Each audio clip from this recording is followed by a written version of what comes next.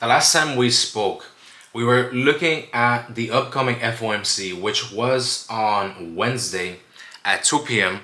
And we prepared ourselves in case we were to see a more dovish, more hawkish, or a neutral Fed. And I have some notes here. And based off what we have written off here, it looks like we got more of a dovish Fed. If you watched the meeting, you'll remember that Powell at the beginning started a little bit mixed, but then as he went on towards the end of the meeting, he started talking about how we had no chances of seeing a rate hike. He started to signal that we at least will see one rate cut for 2026, which isn't a lot, but it's something for the market to actually price in, right? Towards the end, he even said that we have inflation under control, but we have a CPI report this week, so we'll actually have some data to see if that's actually true or false, right? And of course, that's going to influence the Fed on the upcoming meetings, right?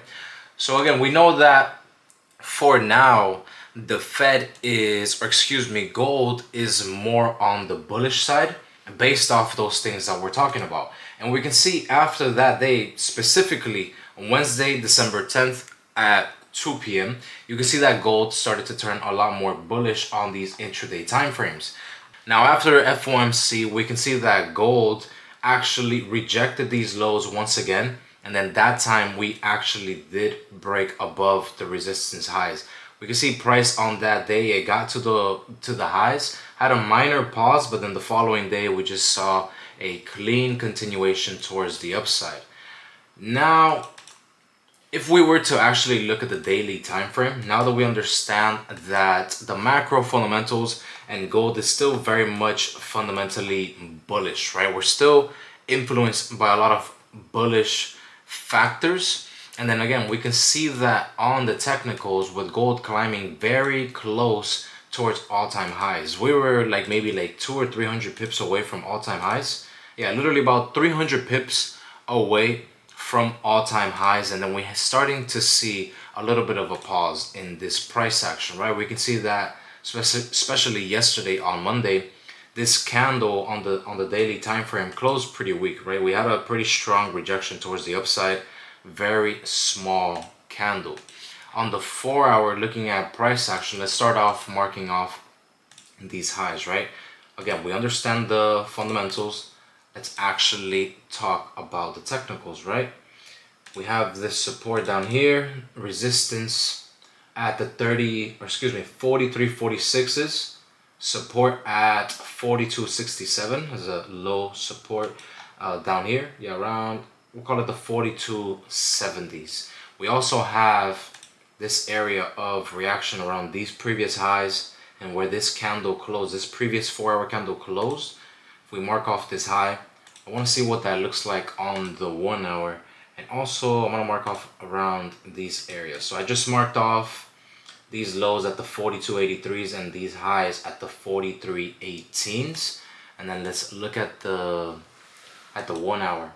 So very clean on the 1 hour. On the 1 hour we have again this support down at the 42.70s, 42.67s, more or less around that area. You can see price again kind of built this small range here before continuing to push towards the upside. Strong rejection at the highs, and then it also rejected these same lows here, and then we started to create this new structure zone around the 42.83s right there.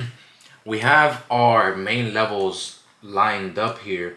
Let's talk about some potential scenarios, right? So we were talking about how gold is still more on the bullish side, so the ideal scenarios for us would be to see continued buys, but after seeing these strong rejections from these highs, we don't want to marry any buys. We want to stay adaptive to any sort of potential sells.